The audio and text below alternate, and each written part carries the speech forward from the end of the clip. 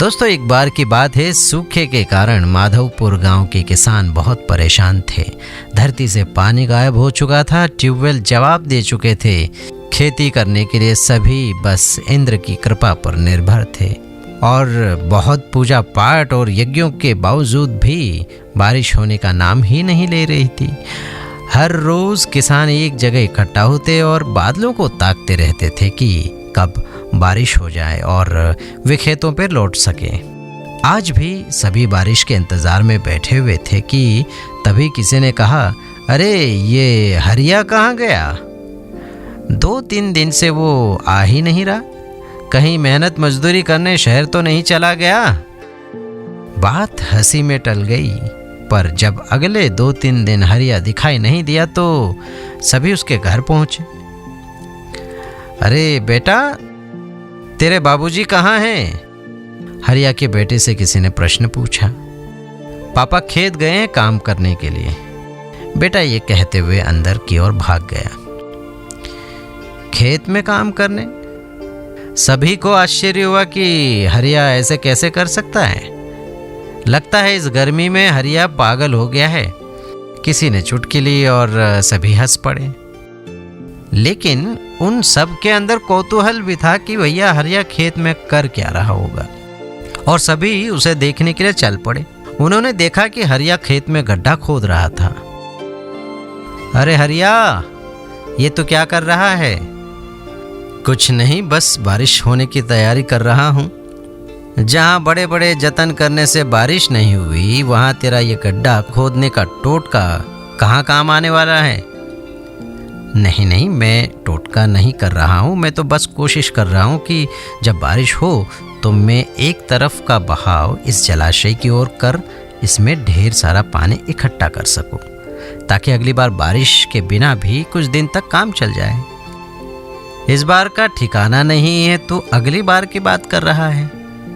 महीनों बीत गए और एक बूंद भी टपकी नहीं आसमान से। ये बेकार की मेहनत है, इसमें समय बर्बाद मत कर और चल हमारे साथ वापस। लेकिन हरिया ने उसकी बात अनसुनी कर दी और कुछ दिनों में अपना जलाशय तैयार कर लिया। ऐसे ही कई दिन और बीत गए जब बारिश नहीं हुई, और फिर एक दिन अचानक ही रात में बादलों की गड़गड़ाहट सुनाई दी। बिजली चमकने लगी और बारिश होने लगी। मिट्टी की भीनी भीनी खुशबू सारे इलाके में फैल गई। किसानों के चेहरे खिल उठे। सभी सोचने लगे कि बस अब उनके बुरे दिन खत्म हो जाएंगे। लेकिन ये क्या, कुछ देर बरसने के बाद ही बारिश थम गई और किसानों की खुशी भी जाती रही। अगली सुबह सब खेतों का जायजा लेने पहुंचे। मिट्टी बस ऊपर से गीली भर हो पाई थी।